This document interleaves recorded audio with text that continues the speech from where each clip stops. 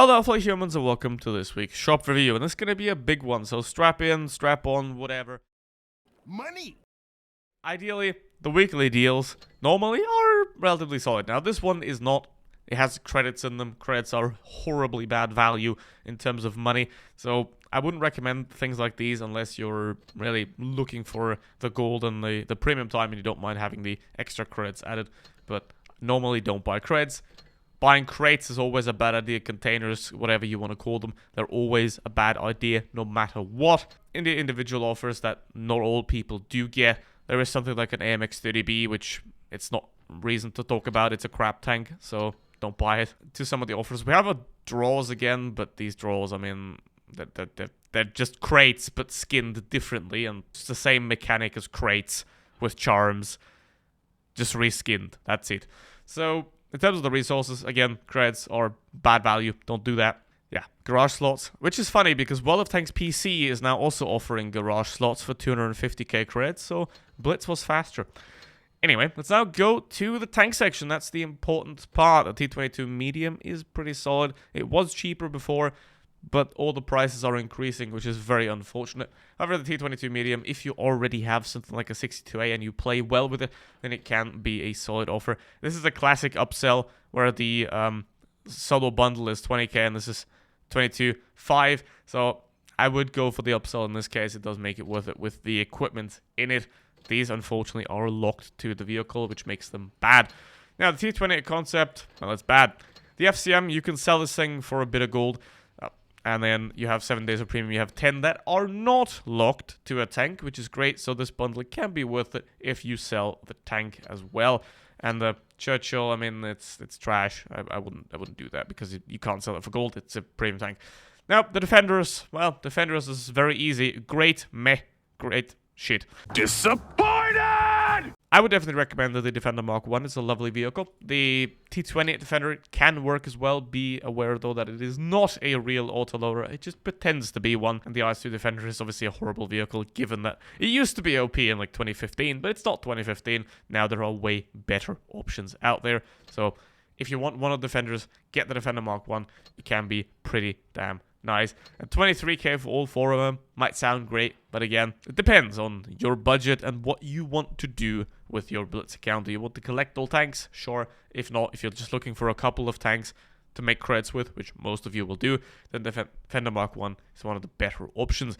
Now, these two are incredibly overpriced. I wouldn't really do it. These are locked as well, so that they're no good. For 15k, we can talk about it for both of them, but 17.5, that's where we're getting into the territory where I'm like, are they really worth that much more? Because think of it, people. If a tank costs double but has 5% more performance, you're being ripped off. Now, these two are definitely a rip-off.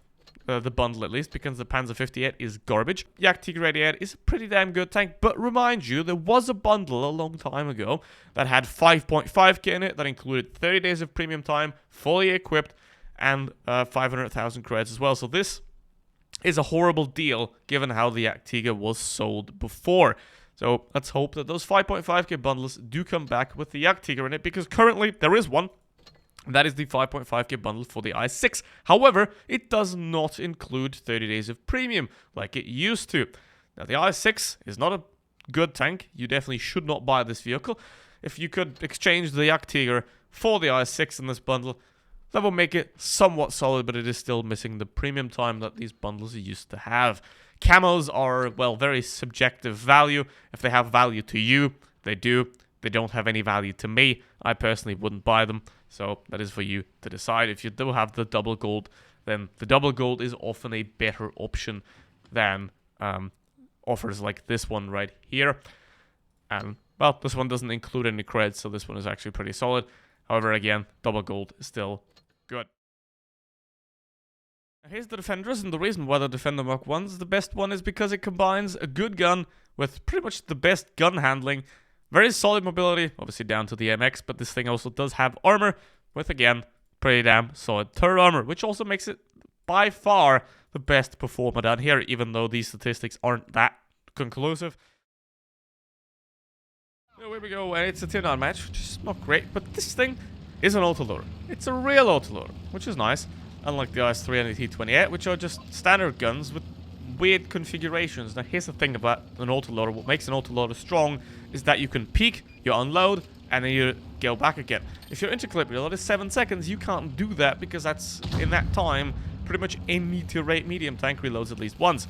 So that completely destroys the advantage of the said autoloader, which is not great because then you just have a single shotgun with 3 weird reloads. So I definitely don't recommend the IS-3 Defender, and the T-28 Defender is also weird. Now this thing only have 190 alpha damage on this autoloader, which does make it not cool. WZ, aim. So that's not great, but it's an autoloader, it's good enough, so you can definitely work it. 2 seconds entry clip is pretty damn good, it's about the best you're gonna get. So it is gonna work out just fine. You got solid turret armor, it can go hold down with your 10 degrees of gun depression.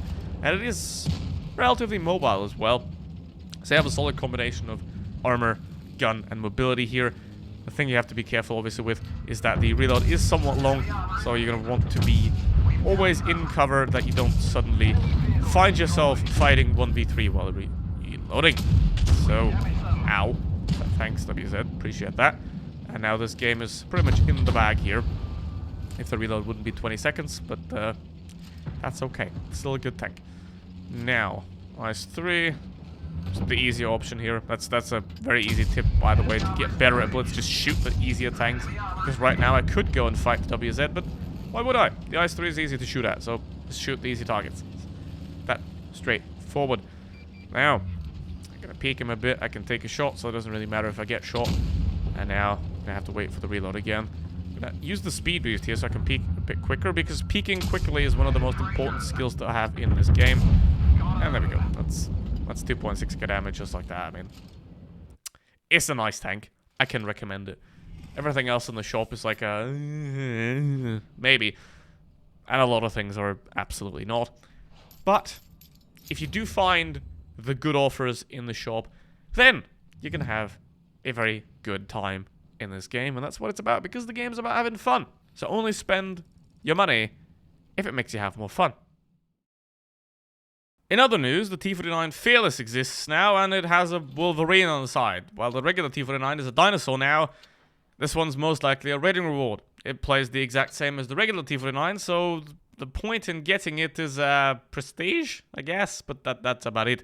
So yeah, this is the same tank as the regular T-49, and it exists now. Will probably be either an event or a rating reward.